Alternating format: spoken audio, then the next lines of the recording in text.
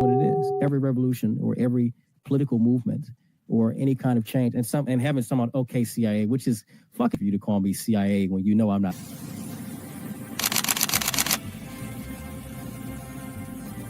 Everything was politicized. It was, oh, this is when we became the left versus the right. But both sides are trash. In COVID,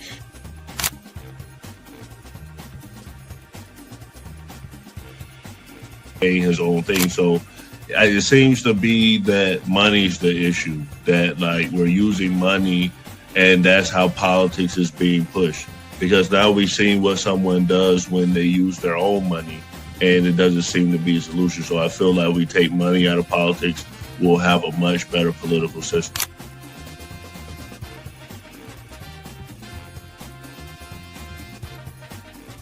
Politician, you think they're gonna come out and tell me the truth?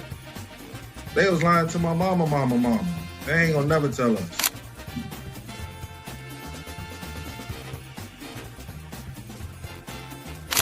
So everybody, we look at certain things just because, oh, this happens in the hood or we see this every day. All the way up. These people were speaking truth. King, we could talk X, we could talk it all. They were speaking truth. What's going on in anyone's mind, but let's take it as a given that Gray's argument is true, that the argument to not have ID is that it would be discriminatory versus certain socioeconomic brackets or something. It's like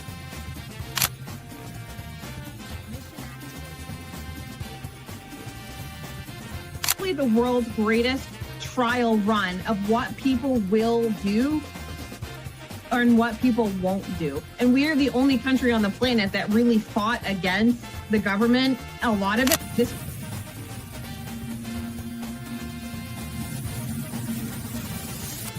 you focus on 80-20 issues. I'm looking at the Epstein issue as we have 80% of the information we need to prosecute these people that actually did anything, but you're focusing on the 20% trying to take down Donald Trump, which you're never going to get. So I'm going to keep sitting here with a smug-ass face on every single day. I'll explain. Good question. I'll give you the answer. The Republican Party constantly talks about transgenders and transgender surgery to minors.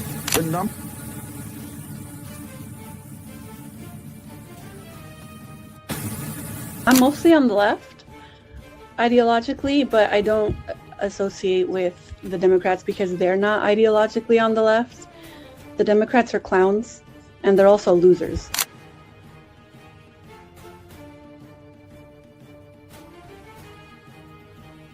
About to be any engaging conversation. It's not about to be any discourse about different political ideologies, what works and what doesn't. If that is the outcome, right? For example, I'm not going to go and just put myself in the middle of a KKK rally. Verify me, I'm not a fucking Fed. They always do this. I'll say this, right?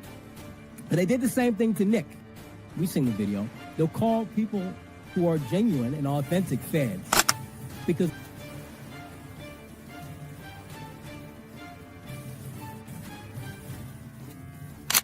the interesting thing to me is that the ones that claim that they believe the Constitution are now trampling the Constitution. The ones that said they believed in the First Amendment, the freedom of speech, right, are now going against the freedom of leadership perspective.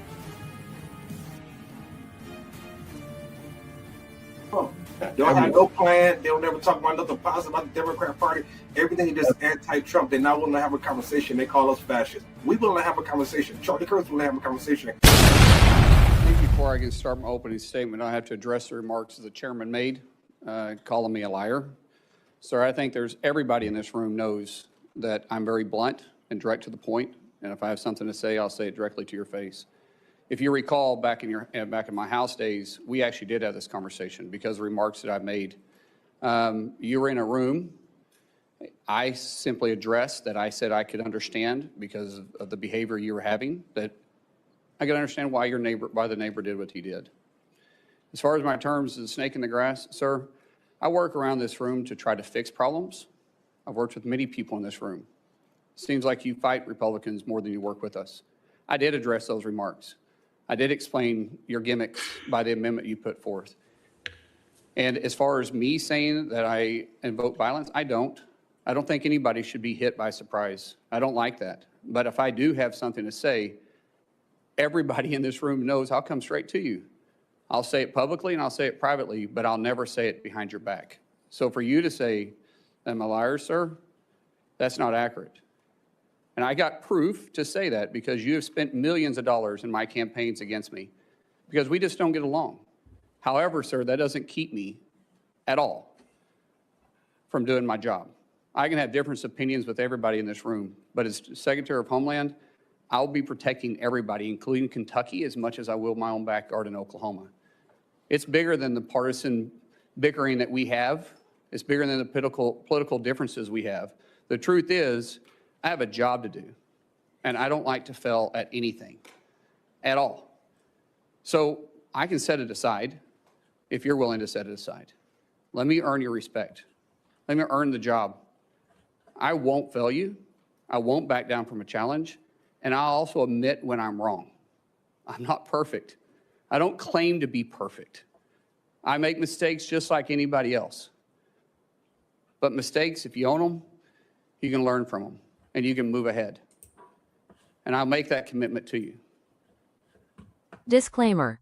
The views and opinions expressed on this panel show are those of the individual speakers and do not necessarily reflect the views or positions of this channel, its affiliates, sponsors, or production team. This content is intended for informational and entertainment purposes only.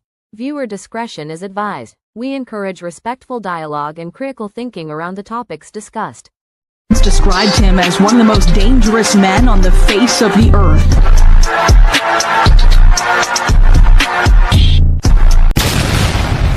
Welcome to the Man Cave. Welcome to the Man Cave. I'm Gray Mars. It's Mia. What's up? I'm Doc. So as you saw, Rand Paul was basically giving pressure on, I think it's Mark Wayne McMullen. Basically, Rand Paul's neighbor beat him up, and McMullen said before that he deserved to be beat up, and he understands why the neighbor did what he did. Mia, you're a libertarian. Rand Paul is considered a libertarian in some ways. What do you think about this whole situation? I guess he ain't friends with that neighbor. I guess he got beef. I mean, I don't know what he did to get beat up by his neighbor, but I guess he better leave that neighbor alone. So we basically say he wasn't going to apologize, but here's the video. Lack of any kind of self-awareness that you're going to be leading thousands of men and women who will have the use of force, and there's been great questions in our country about how that will be used, and you think a violent attack is just fine. So I guess my first question is, do you think that justifying that kind of violence sets a good example for the men and women of ICE and Border Patrol?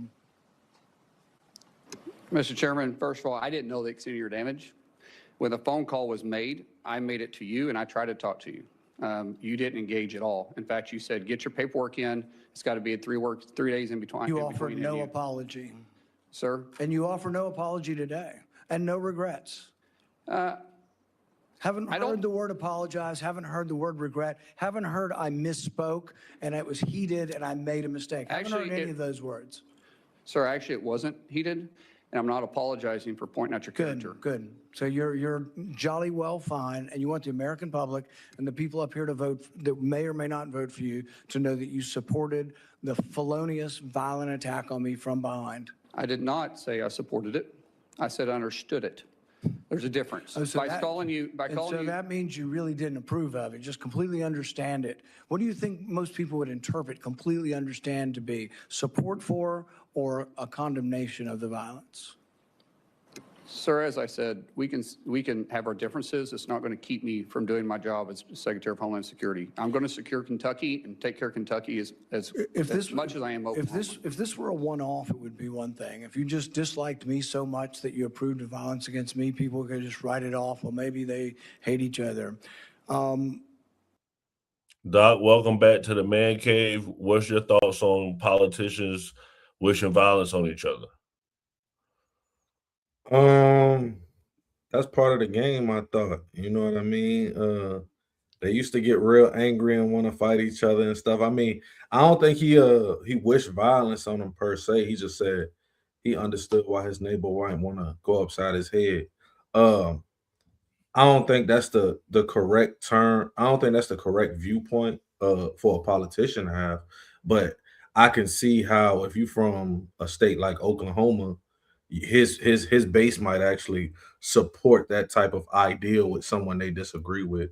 You know what I mean? What's up with Trump finding these people from the smallest states with no population to come out here and make the rules for the rest of the country? Well, he was also an MMA fighter. I don't know if you knew that, but he's done this before. Here's a previous fight he got. Now? I'd love to do it right now. Well, stand your butt up then. You stand your butt up. Oh, hold on. Big guy. Oh, stop it. Is that your solution, every poll? No, sit down. Sit down. Okay. You know, you're a United States Senator. Do you think fighting as a resolution for political differences is a good example for the men and women of ICE and Border Patrol? As you can notice over my shoulder here is my good friend Sean O'Brien. Both of us have had conversations. Both of us have shaken hands. And both of us agreed we could have done things different. Sean is someone that has become a close friend. We talk all the time. I've been on his podcast. We've talked through this. That's how you handle your differences. Not like this, Chairman. I'm glad you guys are friends now and that you've reconciled. But really, it doesn't get to the real point whether or not you think violence is the way we settle things. I don't believe in political violence. I've made that very clear. But sometimes people do need, theoretically speaking, sir, I get it. It's about character assassination for you. That's the way this game is played. I understand it. And you are making this about you, which is fine, but that doesn't keep me as Secretary of Homeland Security. It's character assassination when you were the one lauding the assault. Who do you think started that character assassination? I'm just repeating what you have done in character assassination. I'm repeating your support for the assault. So that's somehow something I started? No, sir. What I'm saying is you're adding a lot to it. Mila, is it character assassination? Both of these men are weak as fuck. Like they're both losers. They're Mark Wade from Oklahoma. They're both losers. I mean, I'm sorry, but Rand is absolutely making it all about himself. And it is not really about himself. He could have stopped at, do you believe in political violence? Homie said no, and they could have moved on. He could have asked him better questions. Rand Paul's a bitch, and he's taking it way too seriously and making this confirmation about himself. I mean, they're both losers. We got to move on. For sure. So we go get into a more interesting topic. Cesar Chavez.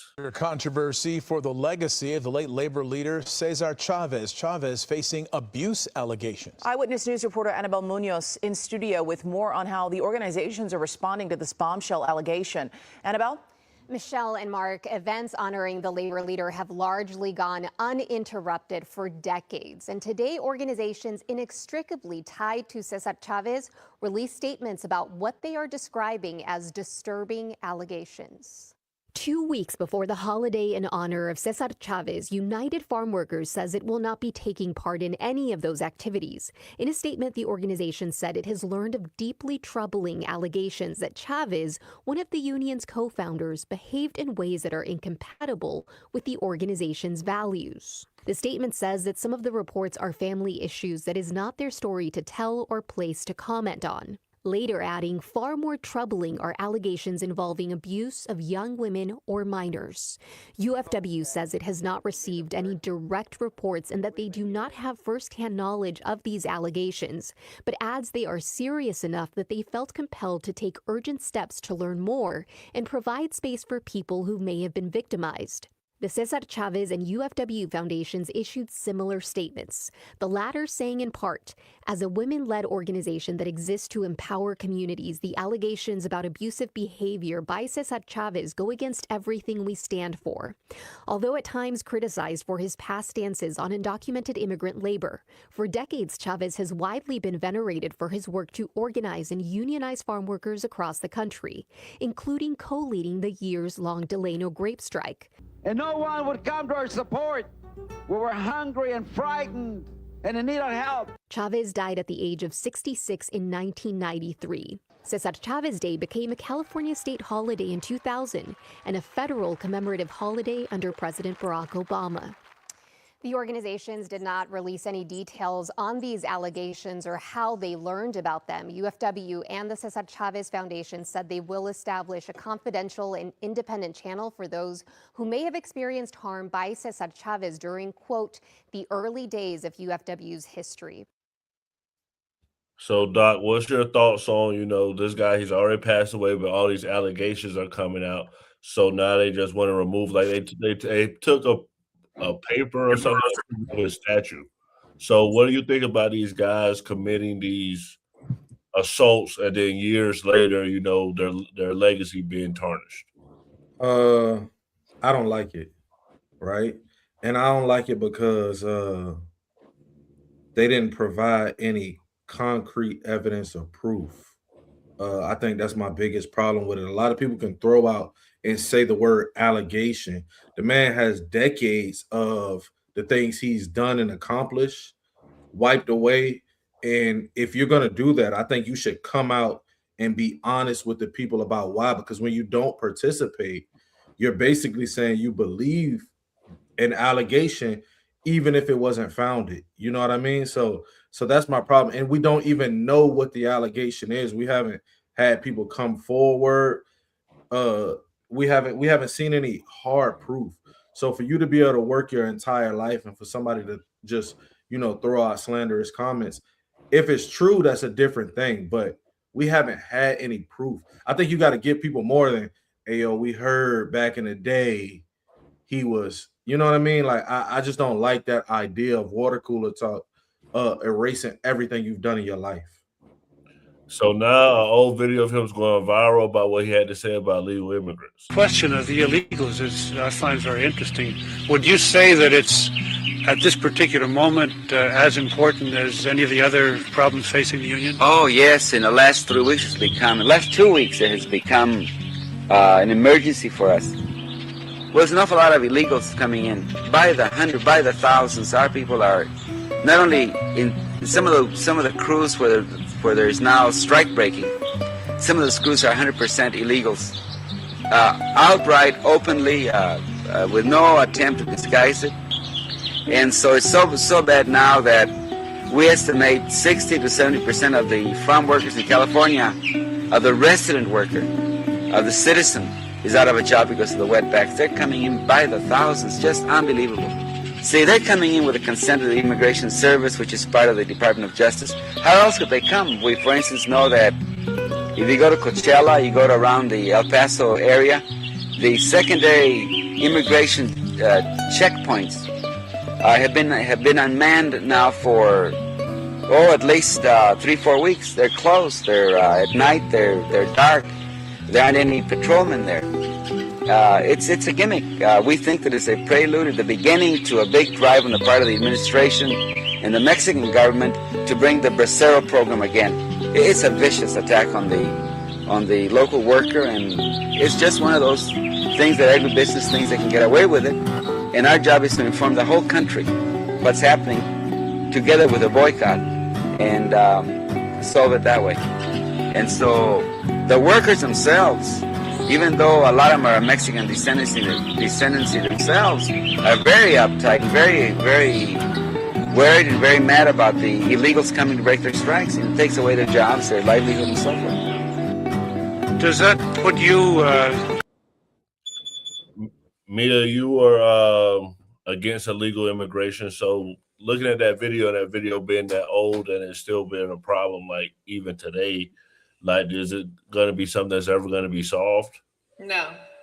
They're never going to solve or fix our broken immigration system, because it's always going to be a call to the masses to get people on your side. So it's just one of those issues that will never be fixed. It will never be solved.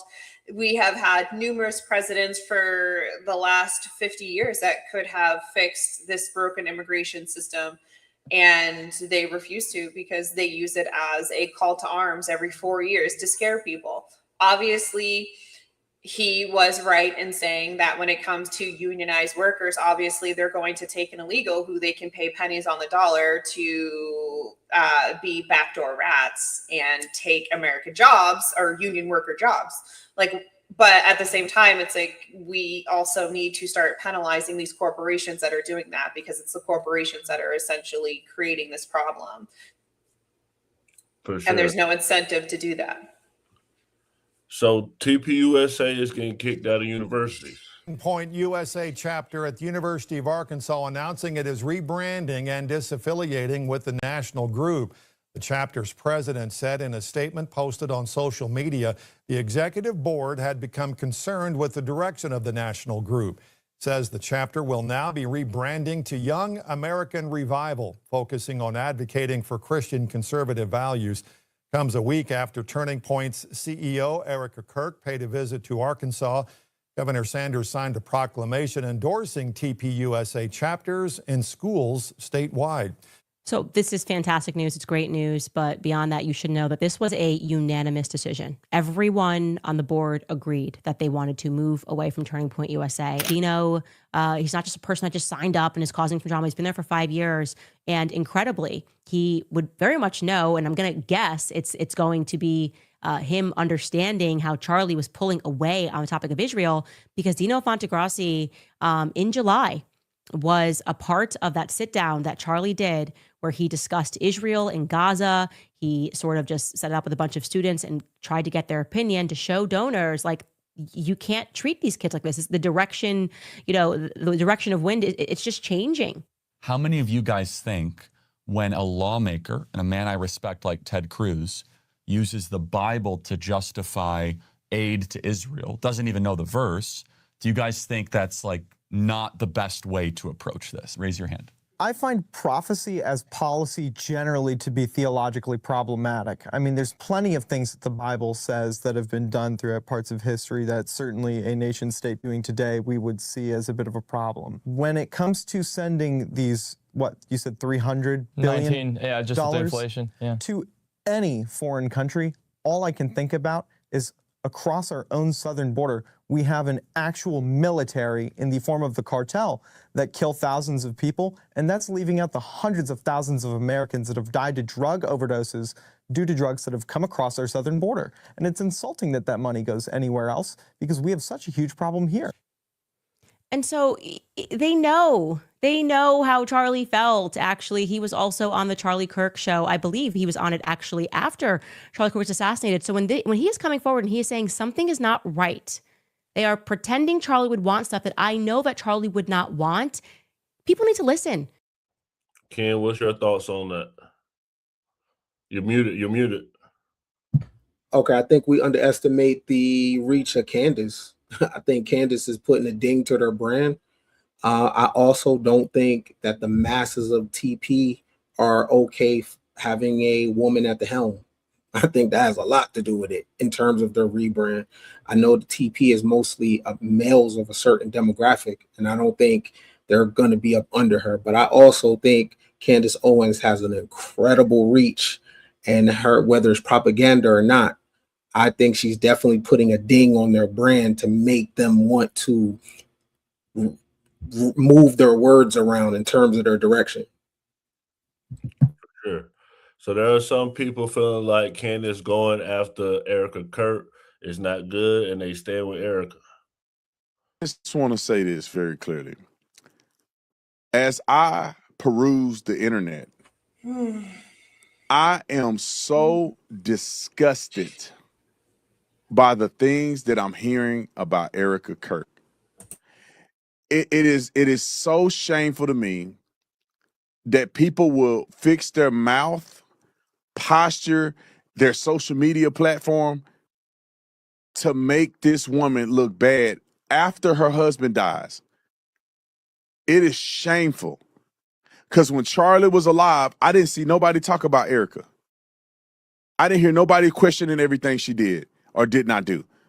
I didn't hear anybody push a conspiracy about Ericka Kirk when Charlie was alive. You betrayed Charlie Kirk. For anybody that claimed, and if you didn't like him, that's different.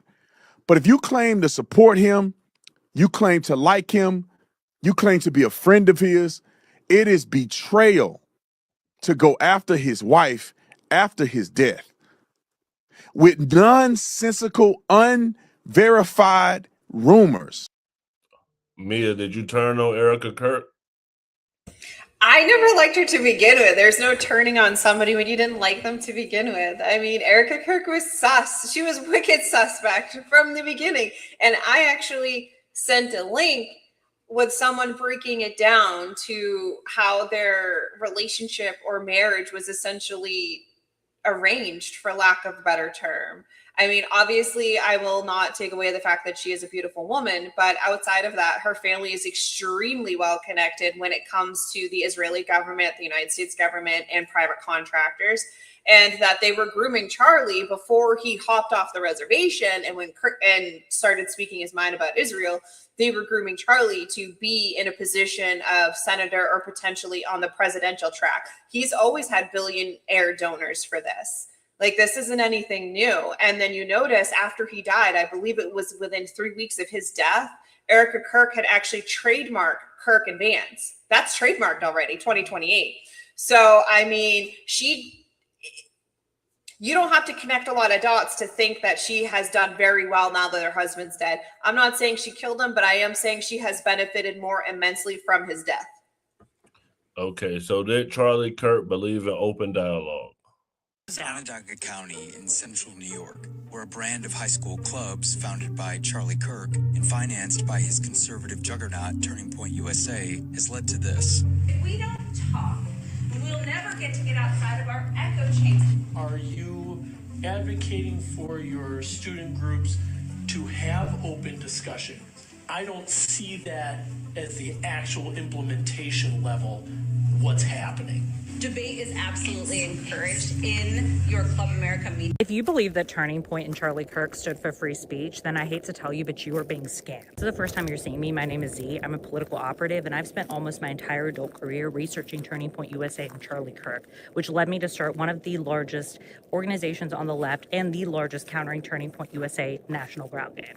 You may have heard of us during the Unfuck America tour, which is still going on to this day. And out of all of the college campuses that we have visited and all the chapters that we've currently started, let me start by telling you that we have invited Turning Point to every single one of those debates, and they never come. And not only do they never come, but they openly tell us that Turning Point tells them that they are not allowed to speak with us and that they cannot come to any of our debates and engage with us. Yeah, so anybody that tells you that Turning Point stands for free speech and open dialogue because that's what Charlie believed, he didn't. He never did. And all of this was always a scam to begin with. I'm sure a ton of conservatives are going to comment on this video saying that I'm lying, and my answer to you is simply this: reach out to Turning Point USA yourself and ask them if they'll debate us. Just do it. See what happens. For those of you who actually do believe in free speech, open dialogue, and debate, then Z was actually supposed to come on here, but Doc, I didn't mean to skip you. Go ahead.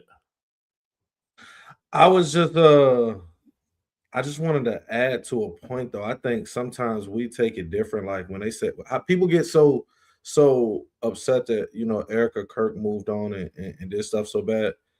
Yo, white folks have a funeral in like 3 days, bro. Like they bury you and get you up out of here. Like if you die on Monday, on Thursday, they having your funeral and they eating all you can eat buffet. You know what I'm saying? Like it's over with. Black people, it might take us 2 weeks. It's a whole event. We got to wait till the cousins from out of town come. So I think sometimes we lose the show must go on with them. You know what I'm saying? We stop for a minute and I think that's just a difference. I just wanted to say that. But also I don't know if that's a good thing in schools because I think kids have a lot of obstacles in schools and things that they argue and they pick on each other about now. I think this would just allow them to have another avenue of something they allowed and found something to pick on other kids about, as well as it would give certain kids support from a group that other kids don't have support from. This is a big group to support kids. And where would the other group find that support, in the same manner in order for the debate to be on even playing field and even ground? So I don't think that, this conservative juggernaut should be able to influence children in school unless we can find some sort of liberal juggernaut of the same magnitude to allow it to be some sort of equal support. And it's just like weaponizing kids and indoctrinating them early, which isn't something I want my kids to do either. So For sure. So we talk about Israel a lot on here. So it's a rumor. Is Netanyahu dead and using AI videos? So we go watch this video. We'll take a vote each to see if he's really alive. Mister, I wanted you to know the president asked me to come and make sure you were okay. Yes, Mike. Yes, I'm alive. I checked that, and I'm happy to see that. But he wanted to make sure because, you know, you guys get along too well. I know, and we shake hands with 5 fingers in each hand. You know, but I have to tell you, I'm alive, but I have this card. Oh. And yeah, don't read it. So it's a punch card. Mm-hmm. Today I erased 2 names on the punch cards, and you see how many more to go on this batch. You know what the good news is? My name is not on the punch card. Your name is on the list of the good guys. Thank you. And what the president, the U.S. forces are doing is incredible. We're very proud to stand shoulder to shoulder with them. And getting rid of these lunatics who like to develop nuclear weapons and the means to deliver them to every American city after wiping out Israel. They ain't going to do that. We're wiping them out. I love it. Thank you, Mr. Prime Minister. Good to see you. Is Netanyahu alive, Ken? No, that was so cringe. That was like cringe. The whole time I'm thinking, I'm like, yo, the fact that our world is being ran by these people, they have no fucking swag. Like no swag. The suits ain't fitting right. They like the fact that these people control the lives of billions of people is insane. Like the suits don't even look right on them. The conversation and the jargon is stiff as hell. And these people control our lives. That is so crazy. No swag whatsoever. Mia, is Netanyahu alive? The devil works hard, but BB works harder. Lord, we couldn't get lucky enough to have BB be dead. He's probably alive. Doc, is he alive? Shit, that boy looked like the crypt keeper. You know what I'm saying? I don't know if he was alive or dead in the video. He came out here, clammy skin. You know what I'm saying? That boy might be Dracula. You know what I'm saying? That's what he looked like. Blood sucking ass. So yeah, I don't know if he was alive. I don't know. Was he ever alive? Is what we should ask everybody. You know what I'm saying? Put a poll in the chat. Was he ever alive? You know what I mean? So I don't know. Okay, for sure. So Magic Johnson's son went viral for saying this. Biggest story lies on your spinoff was, you know, you and your sister liking the same guy. Honestly, that is ultimately what got the show picked up. But also, you know, in terms of the gender and sexualities and stuff like that, it was very important because that happens. You know, you can, I don't attract gay men, and I'm not attracted to gay men. Like, it's just not a thing. Tell me more about that. You know, it's just, I think like if you ask any of the girls, like they'll tell you the same. And I think they're just labels. You know, that's why, like, I don't care what, you know, like I'm dating someone. I'm like, I don't care what you identify as or what you call yourself, as long as you're happy being who you are. But no, but to be honest, it's like, that's why I don't go to gay clubs. I don't go to, you know, gay things, because it's like the men that I attract are not there. And also, like, they're like, you know, they kind of like wave you off. You're just like, oh, that, you know, hey girl, like, you know, it's not, you're not in here like the rest of us are. You know, it's just, it's always, but it's, I never really understood it until now, because before, when I would go and I just was like, there's something about this room. It's like, it's almost like they don't want me here. Like, I'm not really in it here because I'm not presenting as a man. I'm not presenting in that way. And to be clear, the gay community room. Yeah. Of your own community. Yeah. But it's not like a shameful thing, or just like, oh, they're mean to me. But it's like, these are not my men in terms of attraction. Now, if I'm just going to have a kiki, sure. But like, these are not the men that are interested in me in that capacity. I do that when I go to the straight rooms. So.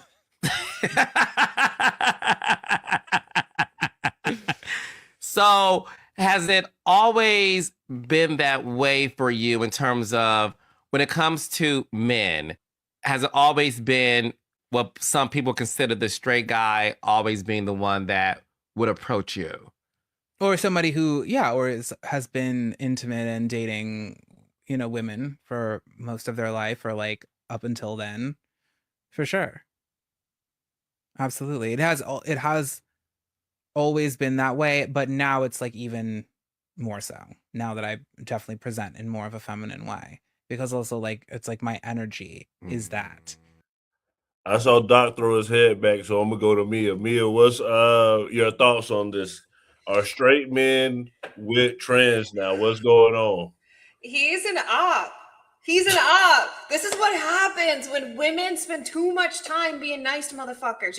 We had the biggest problem that I have with a lot of women is we invite ops to the table to eat with us. And then they get this idea that they're better than us. Like, he has said so much stuff. He is an op to women. He legitimately thinks that he is better than the blueprint. He looks like us. He acts like us. He wears our makeup. He wears our clothes. He wears our shoes. He does his hair like us.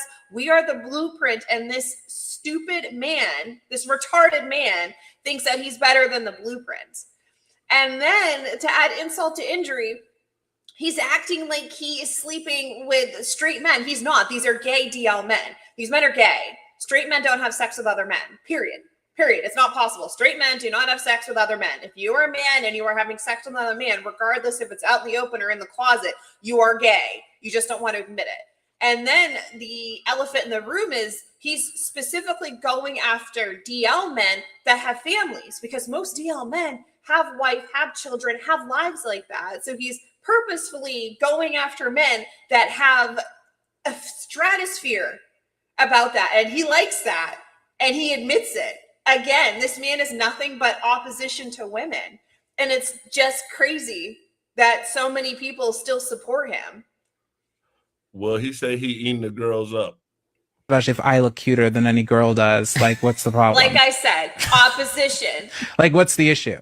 And that's exactly how I apply it to myself these days in the way that I present, like in my, in my feminine regalia. I've always been a feminine being, and like that's just like how I best express myself. But I'm like, listen, I'm out all the time, and like I'm killing a dress and no one else is. Like, the girls in the room are not doing it. Like, they don't look cute. They're not dressed to any nine. How So delusional he is.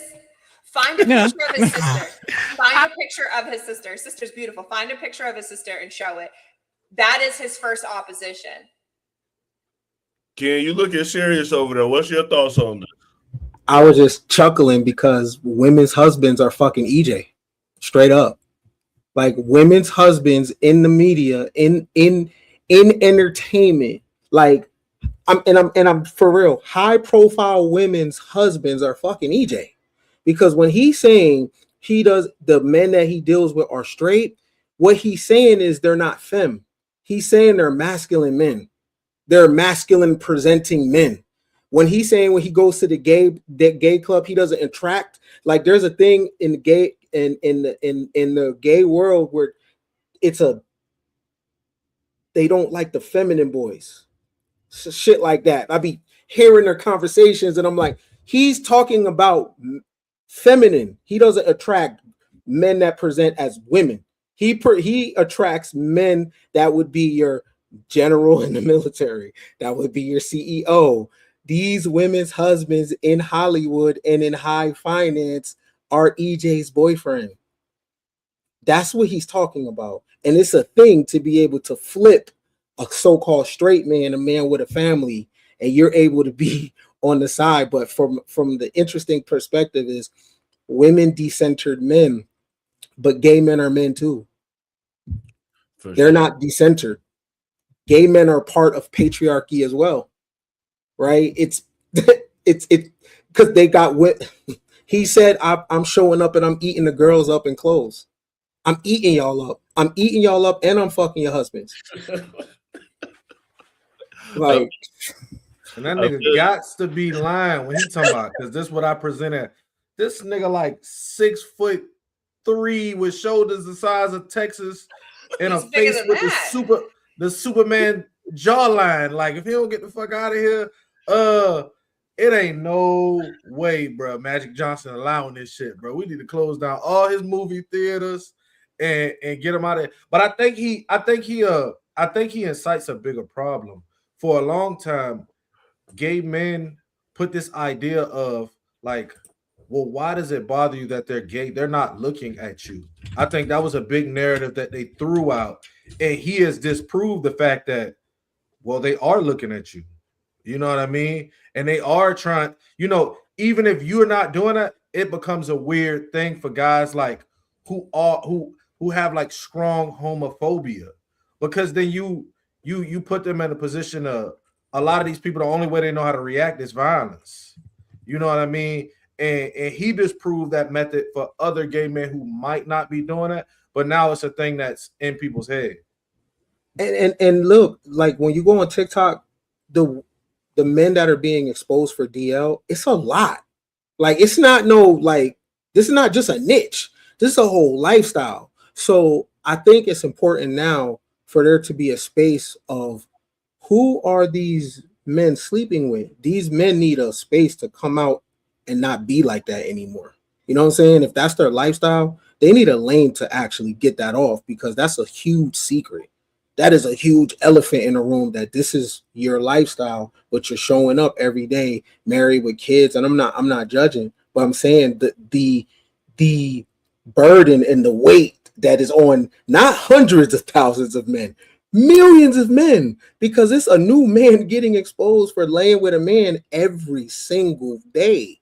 There's a roster. These dudes be having rosters, and these men that's on the roster are women's husbands. They are pastors. They're in the military. Your internet slowing up. They are pastors. But I'm gonna play MAGA pastors. What Fredo Bang had to say about his father being gay. This is like NBA young boys like rivals. So this is what he had to say. About your dad being gay. Yeah. Is that true? Yeah. How did that come about? How did you find out? He told me. What? Yeah. I think I was probably 12, 13 or something like that. And it was him and my auntie, and he was like, man, I got something to tell you. And when he told me, it wasn't really no reaction from me. So it's like, damn, when you have unconditional love for somebody, especially like that, it's almost nothing that you can tell me that make me look at you different, if that makes sense, because I look at you as my father. Yeah. You know what I'm saying? I never thought about it. I never, you know what I'm saying? It never changed the way I thought about him. 12, you may not have thought about it, but as you look at life through your lens at 27, what you said, 29? Yeah. Do you look at him different today? No, it's my daddy. Yeah. Now, how do you navigate?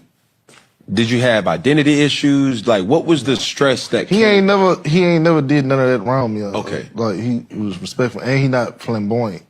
He not dressing up like no woman and all that crazy. Right.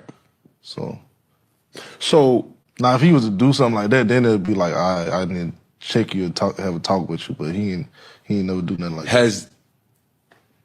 And this all is respectful. Is he with a man now? No. Was it a phase? What is it? I don't know. Do you want to know? Nah. Okay. It's just business. He's a grown man. For sure. With your dad. As far as, like I say, as far as somebody like that, like, this is like if my mama had a situation and a woman came and told me, oh, back in the day I did something with your mama. You gonna start looking at your mama different? It's my mama. I look at her as my mama. For sure. You know what I'm saying? So with your dad's situation, also with the mother of your children, do you consider yourself to be an ally for the LGBTQ? Say that again. LGBTQ. An ally? Like an ally. Cause like dudes. That's just funny how you put that. It's one of those things, bro. Like, we don't see this. Yeah. I don't have. I can say I never had a what's the word I'm looking for? Dislike. That too, but what's the complex? I never had a complex about it. Explain. What the hell? Cause I didn't seen it so much, you know what I'm saying? So it's like, long as it's not on both sides, from a woman's Yeah, I done dynamic seen, or both. a man's dynamic? Okay. I done seen it so many times that like it ain't never nothing that like. All right, Yo, Mia, Black America lacks range. The range of Black America is fucking. That's my fucking father. Period. End of story. If that's my daddy, that's my daddy. End of story. What is we talking about? Right? Even the mental gymnastics trying to run this filter through. What do the other bros think, or what the society? That's my daddy. Period. Or my mama. End of story. Like all that. That shit weird. That's my fucking mama or my daddy. Period. So, Mia, as the female on here, this was a gay man that had a child with a woman. How do you feel as a woman, you know, a gay guy having children? I mean, obviously it's a shame because he wasted part of his life and part of that woman's life. Obviously, that relationship, marriage, whatever, wasn't going to be a forever thing, obviously. However, I mean, that I've never heard of that Fredo dude. He looks like he's a well-adjusted young man. I mean, he turned out fine. I'm more laughing at Cam, to be honest. I mean, we're talking about DL men. Cam got like 50,000 baby mamas. He's known for his promiscuity. He's in Daisy Dukes. I mean, he fits the bill for what most DL men act like. And the fact that he was stumbling over the LGBTQ and he was just making the whole conversation weird, like to Ken's point, the whole conversation was weird. I believe that Fredo dude was very articulate. He's like, that's my dad. That's my mom. Like, well, what do you mean? Why are we getting deep into this? It was Cam that made it super awkward. So, I mean, well, Cam, you can come out the closet anytime, buddy. We already know. We're good. We already know you're hiding in there. You can come out anytime. Doc, I know you know who Fredo Bang is, and he's in a throuple. One of his baby mom was a stud. So did you know his father was gay? Yeah, they spoke on it before when they was, YB spoke on it trying to make fun of him and stuff like that. But I don't think you control the sexuality of your parents. And I think it's kind of presumptuous for us to assume that, Fredo mama didn't know what Fredo daddy was up to. You know what I mean? They were back in the day doing cocaine and, sexuality is a spectrum. You know what I mean? Whatever they tell you, they were doing all type of wild stuff back then. You know what I'm saying? They had Rick James playing, just wilding. You know what I'm saying? So we never really know.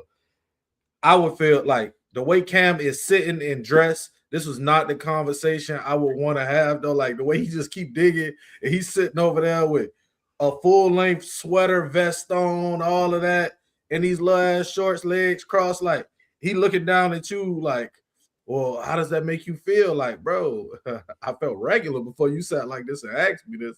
You know what I'm saying? Made it weird. He over there like he marketing himself for EJ Johnson right now. You know what I'm saying? Like Cam need to cut that out. EJ looking at him. You know what I'm saying? Basically, Cam is like, would it be weird if I was your stepdaddy? Like, yes, he just made the whole talk weird. I feel like that Fredo dude was fine. He was just like, it's my parents. And like, even going he was back very to cut and dry. even going back to Fredo's baby moms, like, first off, most men don't care if women like women. Typically, that's just something in the community that men just don't really put too much stock and give a pass. And we say that Fredo Bang's one of his baby moms is a stud. But if you go look at her, she's not like what you would. She's kind of like a femme who would wear like a fitted hat sometimes and jeans and sneakers. She's not like Brorilla. You know what I mean? Like if you see her, she's not. If you go see her, she'll be in a dress, all type of stuff like that. Like she's a very attractive woman if you go see her, and she will dress like a woman sometimes. So she's when he says she's a stud, it's not exactly what you think it is when you go see her. For sure. So Jack Harlow said he got blacker with his new album. Rappers are afforded more freedom to change their genre. True or false? I might have to think about that. I'd like to hear your answer to Joe's question, but also then talk about what I feel is like the radical twist of what you have chosen. Well, I'll piggyback off what John's saying. John's saying you didn't retreat into a whiter genre. In fact, you arguably went deeper into I got blacker. Black music. Yeah. Deeper into blackness. So was that conscious? Was that a little twist on the typical move that white rappers make, which is to retreat back into traditionally white sounds? It certainly made what I already wanted to do even more appealing. Absolutely. Because you like pushing that boundary, that line? I think I love black music. I love the sound of black Who music. among us? Yeah, I It's love like- the sound of black music. Yeah. And of course, I'm hyper aware of the politics of today, that safer landing spot that a lot of my white contemporaries have found. And of course, it appealed to me to do something that I felt like at a time when there's plenty of people expecting me to take some of the routes y'all are taking. Yep. To take the route that not only might not be expected, but is also the one I genuinely want to take. So all the stars aligned in that way for me, to be honest. I'm not going to pretend like what you're talking about. I was like, I guess you're right. I knew that there were multiple things appealing about this route, but I also came to the decision, I'm proud to say, off of. I feel like he's talking about Post Malone. Ken, are you a Jack Harlow fan? I'm not. I just would need clarity on what do you mean by you got more blacker, even in the music. R&B. He went from rap to R&B. Well, I mean, a lot of black music was protest music, even from the R&B side. Marvin Gaye, you know what I'm saying? Like even from the R&B. So what does it mean? There's many layers and complexities of when you say I got blacker. Like on the soul side, Donny Hathaway side, protest music side, like black is not a monolith. There's layers of that. Are you talking about on some Keith Sweat shit? Like what do you mean? What's blackness in your mind? That's what I would want to know. For sure. Me and Doc, did y'all want to add anything to that? I agree with Ken. Well, for starters, it's not blacker. It's more black would be proper English. Let's start out there. And two, I just think that I agree with Ken. It's not a monolith. Is there more blues sounding? Is there more of a tribal folkness to it? I wish they would have dived deeper into that and actually put it in more of a niche spot instead of just blacker. Like, okay, well, we listen to all sorts of music. So what are you talking about? For sure. How we got three white guys up here kind of deciding what they think direction he's going as far as blackness. How would they know? How would they know if he went deeper into blackness or if he went retreated to this other? They don't know. They're not black. They don't know. They're just going off of what they see on their timeline and their algorithm. You think they in the hood, like with the windows down, like, yo, what these niggas listening to? You know what I'm saying? Like, that's not a thing. You think they, and I would argue that they aren't around a variety enough of black people from different socioeconomic like statuses to know what all of those statuses are listening to and what they're getting into and what they're dealing with. I would say that they're more in a safer range. So that would constitute their limited scope and idea of blackness. You know what I mean? So I think they might just need to find a new topic. Like, yeah, you can include gospel? Are you going to, when you say black, are you talking about Fred Hammond? Are you talking about John P. Key? Are you talking about Muddy Waters? Are you talking about Miles Davis? Are you talking about MC Hammer? You know what I'm saying? Like, there's a spectrum of that. You know what I'm saying? Are you talking about spoken word? Right? So I'm curious of what other people have in their mind when they're talking about black, because it might look different for me. You know what I'm saying? They might have only experienced top 40. You know what I mean? Black got underground, black got grunge to it, black got country to it. You know what I'm saying? Are you talking about Jimi Hendrix black? Like, what black are you talking about? So that's mad vague. Just the idea of, in his mind, black is probably Drake. That's black to him. That ain't black to me. Well, I got a black video for y'all. Y'all remember Afro Man who made Because I Got High? He made a diss video to the police in his town because they raided his house. Here it is. Oh, this was hilarious too. Afro Man will bring it to ya. Afro Man is gonna do ya. Afro Man is gonna screw ya. My proof's on the internet. Brian Newland is a flag. William is a pedophile. If I'm telling folks the truth, how come I have to go to trial? Newland sexting kids, that's true. Now he's stealing my money too. My proof's on the internet. Afro Man will bring it to ya. Afro Man is gonna do ya. Afro Man is gonna screw ya. My proof's on the internet. Tasha Chamblin is a confidential informant. Roy Gabbard is the judge that signs fictitious warrant. This whole situation is totally their fault. Don't rape me, don't get videoed and caught. Afro Man will bring it to ya. Afro Man is gonna do ya. Afro Man is gonna screw ya. My proof's on the internet. Prosecutor David Kelly turned to jelly when they fell. Coward ran to Arizona so he wouldn't catch the hell. Kimmy tried to dodge us. Rogers tried to retire and dip like a rat leaving a sinking ship. Afro Man will bring it to ya. Afro Man is gonna do ya. Afro Man is gonna screw ya. My proof's on the internet. All you crooked cops in the world that's doing wrong, you better stop, you crooked cop, before I put. All right, I've had enough. No, you missed it.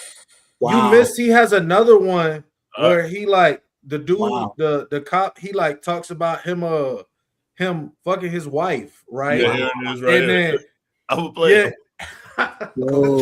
You're claiming that is the defamation statement is that he said he had sex with your wife. Yes. Okay. And that's painted you in a false light. It's caused tremendous pain in my life. I'll get to that. We have to go through false light first. So does it paint you in a false light? Yes, that my wife is cheating on me with Mr. Foreman. But we all know that's not true, correct? I don't know.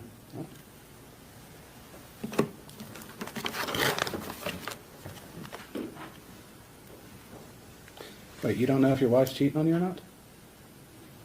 You want to go there? No, I just want to ask that question because you said we don't know.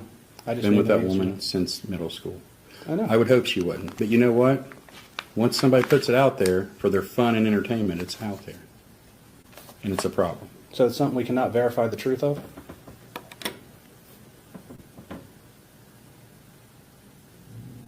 Is it a thing that can be verified, true or false? Ask your client. Go ahead, Doc. Wow. Yeah, that was hilarious. And they have a whole nother line of questioning. Like he got a whole video. He made another song, got a video about dude wife. You know what I'm saying? In the joint. He's hilarious, but he's claiming that these people took a fake warrant, came in his house, stole his money, robbed him, and he's being treated unfairly. And none of them have denied that. They've all been upset with him having surveillance at his house that they kicked in the door to, came in and using his private security footage to essentially mock them, get his story out and make fun of them. He's also he said, you know, they ruined my time when they kicked in the door to my house, so now I'm spending it to have myself a good time. So I think this is probably one of the best moves I've ever seen somebody have with law enforcement who felt like they've been wrong. He had a big platform. They should have thought about that beforehand. It's his personal footage. That is something that can't be verified. You don't know if your wife's having an affair on you or not. You get up there and look like an idiot and answer these stupid questions, and you're trying to sue him and try to basically it's like a snatch, and you try to snatch and grab this man money. He's going to use this exact same footage to make more content and make fun of you and make more money. So you're essentially, even if you get a settlement, which I doubt you will, he's probably going to pay you with the money he's going to make from making fun of you some more. For sure. So since we're talking about cheating, Wow. NBA young boy shares a baby mama with an NBA player, and the girl keeps cheating with NBA. Cause that stuff don't mean nothing to me like it means to other people. You know what I'm saying? Like I'm thankful, I'm grateful, but it's like at the same time for her, when she told me that, it kind of hurt me because I know it came from, you know, somebody that it wasn't a good place. So it's like when I mean the curse of it is like they gonna go through something I never went through, cause I went through not having money. So Mia, these NBA players, they get famous, they go get with the models, they go get with the rappers, baby mamas. Why they don't just get the regular girl at Dairy Queen? Because they want the women that matches their new luxury lifestyle, which is crazy because the woman at Dairy Queen is going to give you that D1 ball player you want. It's not going to be that petite little Instagram model she ain't putting out. We seen the new crop of NBA players are all a lot smaller than their fathers, looking like their mothers half the time. So, I mean, it's a lot of these men want what they feel like is elite women. So they're going to go after a lot of these Instagram baddies, a lot of these fake bitches, a lot of these passed around bitches. They don't even care that they're passed around. They think they match that luxury lifestyle. For sure. So, Ken, I'm going to let you do the last video, then we go to closing thoughts. People that were supposed to be killed, they didn't die, and nobody died. Obviously, right? Well, one person did. You do have one count. Nobody died, sir. I'm just. You want to show me why? No, I'm I shot every one of them people. Nah, shut up, man. Let me talk. Let me talk. I can't talk to the judge, bro. Everything you say is being recorded. Okay, let me talk. Then if it's been recorded, then it's been recorded. I shot every one of them people in their head. They're not making it back. My cousin, he was supposed to die. That dude that hit the floor, or that he died. A lot of people were shot in the head, sir. Ken, what's your thoughts? Mental illness is real, right? Mental illness is real. But real quick, I need to go back to that. These NBA players, rappers, they all pick the same women because the women are there to hold secrets, right? That's why it's the same woman over and over. The men, they're sleeping with EJ. They position themselves with women that either are in like that kind of kink or look the other way. The wife is just a political placeholder because men don't trust other men in business and in high society. You can't come through single. So you need a wife to move and shake in the realms of high finance and politics. So you need a wife that it was designed by her family to handle patriarchal deep secrets. That's why they keep getting the same women. But in terms of the young man right there, that's nothing but mental illness. Clearly mental illness, but a lot of times black boys don't get that kind of leeway to look at like they're mentally ill, but that's mental illness. Okay, for sure. So I'll play this last clip and then we'll go to final thoughts. Like I love road trips, You so should do a it's gonna be my first like honeymoon. Like You guys should, as soon as you leave here, get in the car, straight to Napa. Don't no, I'm think not about going it. straight don't there. do that. I want to have a spa day. Have you ever Do been you need married? Yeah. How many times? I had 2 divorces and 1 marriage in 1 year. I am a mother legend. 2 divorces, 1 marriage. 2 divorces, 1. 2 divorces, 1 marriage, You 1 did? year. My last marriage You're before busy. this, I was married 52 days. Oh, it was Brittany Really? Renner? Yeah. Yeah. What do you think went wrong? Nothing. Everything went right. It was only supposed to be 52 days. Yeah. Was Did you it have a fun? hard divorce or breakup? No. Are you a jealous person? No. You're not. Were you ever? Yeah. How did you become But I think my jealousy came from childhood trauma. Yeah. Like, as a child, like, you giving that person more attention than you giving me. Because I Yeah. had unhealed, like, traumas that came from my mother. Like, you giving this man more attention than you giving your own children. Yeah. And I think, like, I would unknowingly compete for the attention For sure. with my woman from everything. I don't want you to give nothing more attention to me. I don't care if we have kids. You better not give them. Yeah. And I think that stemmed from my like deep-rooted childhood trauma. But I guess on my healing journey, I learned that when you love somebody, I love you so much, I want you to be happy, even if you're not with me. Where are you from? Louisiana.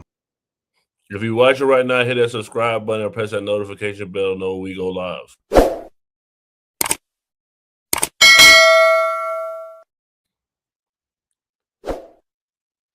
Doc, welcome back. What's your final thoughts? 16 years ago, in Baghdad, Iraq, we lost a guy who was in our unit. I worked with him closely. His name was Robert Michael Rykoff. He had kids, he had a wife, he had a mother, brother, family.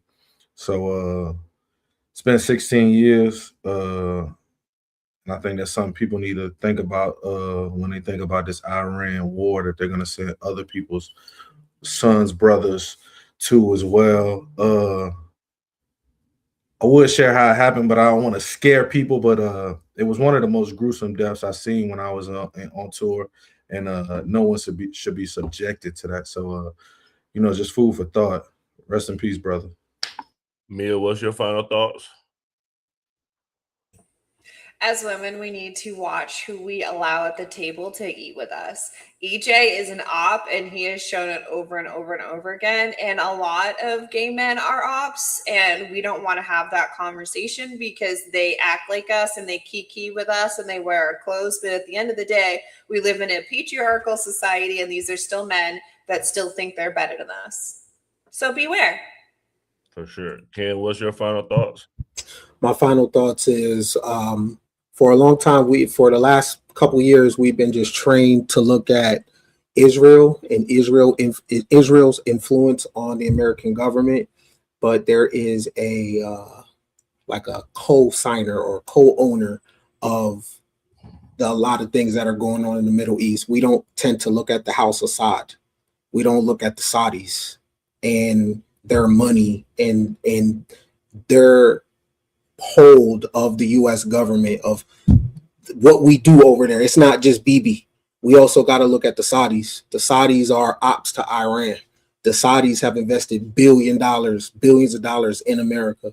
So it's not just Bibi. You know what I mean? That's where our focus has been on. But it's also the House of Saud. They got a lot of pull, and our politicians, our military, everybody's in pocket, and it's messed up that the people at the bottom don't know why they're fighting some of these wars and don't know about these politics that are involved. They're literally being paid by these foreign entities to do their dirty work, and unfortunately, young men and women come home in body bags. You don't even know why. For sure. My final thoughts, Doc is right. As a veteran, war has real life consequences. So come back tomorrow, because we'll be talking about NATO and them not working with the U.S. It was a great topic, guys. Great show. So come back tomorrow. We do this every Monday through Thursday at 8 p.m. Eastern. Man Cave, have a good night. Before we wrap, I want to take a quick moment to talk about how you can support the new party. We are an independent media platform. No corporate backers, no political handlers, just a collection of voices representing all American viewpoints, especially the stories they don't want you talking about. I'm disgusted with our government, and it doesn't matter which party you're talking about. I'm disgusted. We are watching an act of genocide. I don't know how else to put it. There are thousands of people getting killed every day. This is the first time in history that an American cardinal has ever been elevated to pope. It is legitimately make America great again. Yeah. Like, they're fighting for illegal immigrants, not immigrants. Illegal. Like, and they burning the flag and shit. Like I always say, it was a great episode. I'm happy with the wins that Donald Trump's. Like you heard Nora Skeptic say, we're going to keep bringing like different types of content and things that we know people want to see. And like we always say on the New Party, always vote. If you believe Americans can still have civil discourse, even in these polarizing times, we need your help to stay independent and keep growing. You can support us by donating to our GoFundMe page, becoming a channel member, sending a super chat, or grabbing merch from the New Party store. Every donation goes directly toward growing the channel promotion and our upcoming documentary. And as a thank you, donors will receive an exclusive copy of the documentary 1 week before it premieres. Who is the New Party? We're you, your voice, your stories, your America. We can only do this together. So if you're able, please donate and help us get the message out.